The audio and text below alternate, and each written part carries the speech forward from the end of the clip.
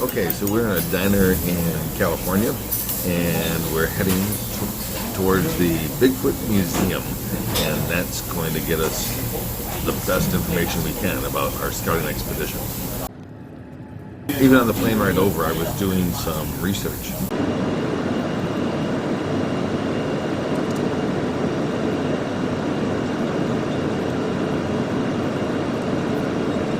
And some people think I'm here for a wedding, and I suppose the wedding would be okay. I mean, this not character is kind of okay, but whatever.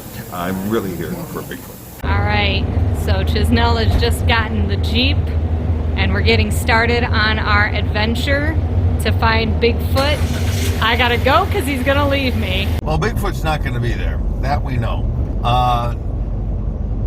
But you know, you'd think if there's a Bigfoot museum, you'd get artifacts, and I would like to think there's at least a couple of artifacts there, some plaster prints, you know, things like that.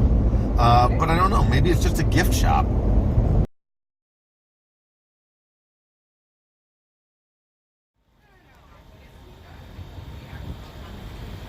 Well, I guess the first thing I got to say is I got to get better at this, because anyone who's watching this is probably wondering, why don't you have much video of the Bigfoot Museum? And the answer is because Mike, the guy who's running it, he got to talking, and I just wanted to let him talk, and he had a lot to say. A couple of things I really liked about Mike. One is he was really gently open-minded about everything. He wasn't like a crusader or fanatic that you could tell offhand. Right. He just wanted to be kind of, you know, very open to every idea and have his own theories and make his own cases, but you know, he wasn't trying to force anything. All right, so I gotta ask you, Mike told us a story about seeing a Bigfoot when he was 4. What were your thoughts? Did you believe him? One of the first things he said about it was a repressed memory that had come back to him. That his mother had called it a tramp or someone out in the woods he had seen. And somehow, at some point in his life, he's brought that back to be a Bigfoot encounter. I gotta say, that makes me really skeptical. Okay. And so I couldn't help thinking, as I was going through there, that everything in that place, almost everything in that place, was at least 20 years old, more like 30 or 40 or even 50 years old. And they're still talking about the Patterson film from 1967, which of course is a great film in terms of evidence, but that's been 30, 40, 50 years. And has there been nothing since? Has it all dried up? Mike said it was all because there are these TV and video specials and things, but that those guys had got caught up with hoaxers, and that the money and the politics of the show meant that they didn't want to actually see Bigfoot, because if they did that, the show would be over.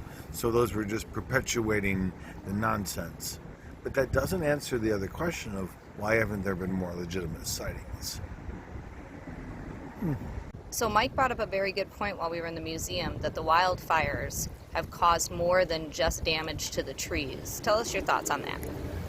Yeah, I hadn't even considered the fact that, you know, amongst all the other living animals in the forest, if Bigfoot's in the forest, he's moving.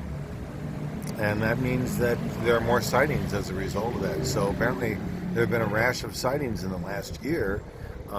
People, as you know, in the areas where the wildfires are, and that's fascinating to me. So when we think of an ecological system, we have to remember that all animals, or those that we're not sure exist, are still affected by our action.